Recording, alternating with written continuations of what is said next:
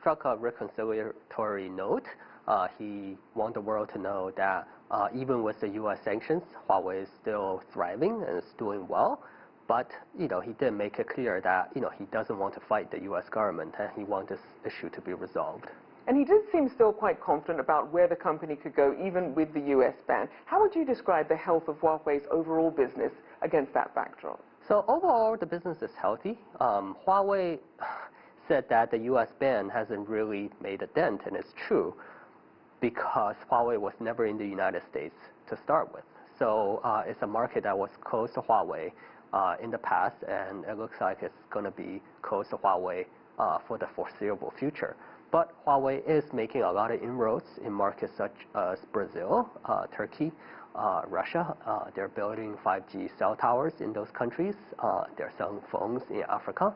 So overall, the company is growing fairly healthy. And so when you see strides being made in international markets, when you have the U.S. blacklisting Huawei, one of the companies at the forefront of 5G, what does that do for competition? Well, in countries, in markets that are sheltered from Huawei, this gives a competitive advantage to Ericsson, to Verizon. But ultimately, in the international market, it is how reliable is your equipment, and most importantly, the price. And Huawei has been doing research development into 5G for a long time, and they're at least 12 to 18 months ahead of the competition, which means that their equipment is cheaper than the competition. And for a lot of markets, especially frontier markets in Africa, price is what makes the difference. So even though Huawei is out of commission in United States and Australia, it's very competitive in other developing markets. So then in terms of research and development, what new products and services is Huawei really focusing on? So Huawei is focusing on perfecting its 5G equipment. Huawei is developing its own phone navigation network. It's developing its own software, and it's developing its own chip.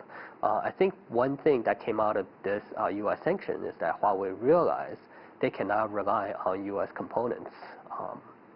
And therefore, we're basically giving this market, back to Huawei.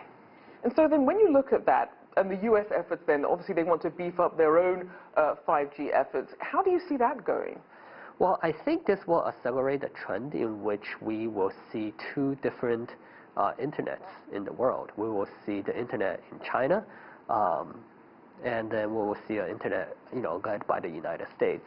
I think this is a very unfortunate development, but I think this is the macro trend of where it's going, and I definitely hope that this dispute will get resolved before the bifurcation happens.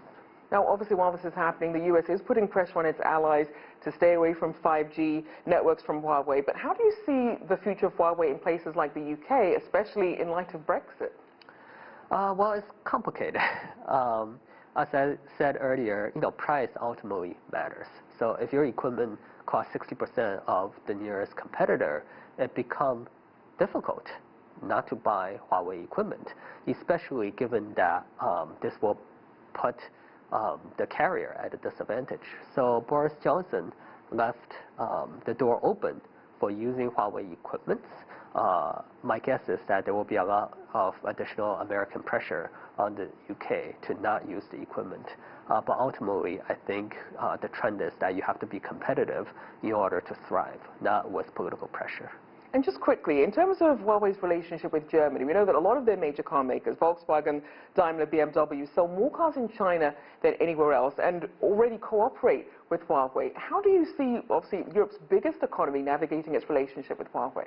So, Germany definitely is in an interesting position. Germany is doing a lot of business with China, and the Chinese government is now putting its weight behind Huawei because they see this as an economic sanction.